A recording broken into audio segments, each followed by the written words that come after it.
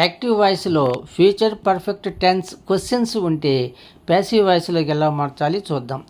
Future perfect tense question structure ఎలా ఉంటుంది? Will, subject, have, verb 3, object, question mark. Passive voice రాసేటప్పుడు object బిగినింగ్లో ఉంటుంది. క్వశ్చన్ కాబట్టి దానికి ముందు విల్ రాయాలి. ఆబ్జెక్ట్ తర్వాత హ్యావ్ బీన్ రాస్తాము. తర్వాత verb 3, next by, next subject రాస్తాము. ఇంటరాగేటివ్ క్వశ్చన్ అయితే ఈ క్వశ్చన్కి బిగినింగ్లో వెరీ బిగినింగ్లో WH వర్డ్ ఉపయోగిస్తాము. Will she have completed the task? ఆమె ఆ టాస్క్ని పూర్తి చేసేస్తుందా? క్వశ్చన్. టాస్క్ ఆమె చేత పూర్తి చేయబడుతుందా అని మార్చాలి ప్యాసివ్ వాయిస్లో. విల్ అలాగే రాస్తాము. ఆబ్జెక్ట్ ది టాస్క్ని రాయాలి. తర్వాత హ్యావ్ బీన్ రాస్తాము. వెర్బ్ V3లో ఆల్రెడీ ఉంటుంది కాబట్టి కంప్లీటెడ్ అలాగే ఉంటుంది. నెక్స్ట్ బై, షీ, హర్గా మారుస్తాము. Will the task have been completed by her? ఆ పని ఆమె చేత కంప్లీట్ చేయబడుతుందా గా మారుతుంది. యాక్టివ్ వాయిస్లో ఇంటరాగేటివ్ క్వశ్చన్ ఉంటే ప్యాసివ్లోకి ఎలా మార్చాలి చూద్దాం. Where will she have done the project? ఆమె ఎక్కడ ప్రాజెక్టు పూర్తి చేస్తుంది? Question.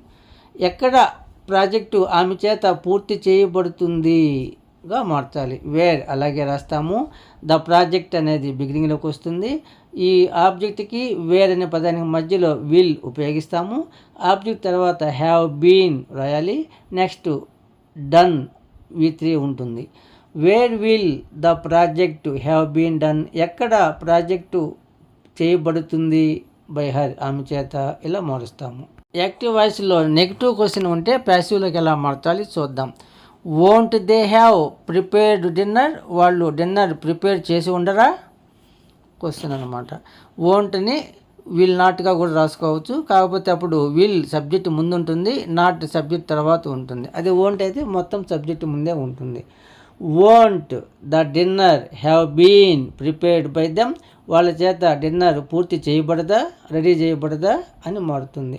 Will she not have sent money? ఆమె డబ్బులు పంపించదా? మనీ ఆబ్జెక్ట్ కాబట్టి బిగినింగ్లో ఉంటుంది. తర్వాత దానికి ముందు విల్, తర్వాత నాట్ రాయాలి. Have been sent V3 by her. Will money not have been sent by her? ఆమె చేత డబ్బు పంపించబడదా గా మారుతుంది. ఇంటరాగేటివ్ నెగిటివ్ క్వశ్చన్ ఉంటే ప్యాసివ్లు ఎలా చెప్పాలి చూద్దాం. Why wouldn't Raju have sent the parcel? ఎందుకు రాజు పార్సిల్ని పంపించి ఉండడు? ద పార్సిల్ అనేది ఆబ్జెక్ట్ బిగినింగ్లోకి వస్తుంది. బిగినింగ్లో వై అలాగే రాయాలి. తర్వాత విల్లింట్ రాస్తాము. ఆ ఆబ్జెక్ట్ తర్వాత హ్యావ్ బీన్ వెర్బ్ 3 రాస్తాము.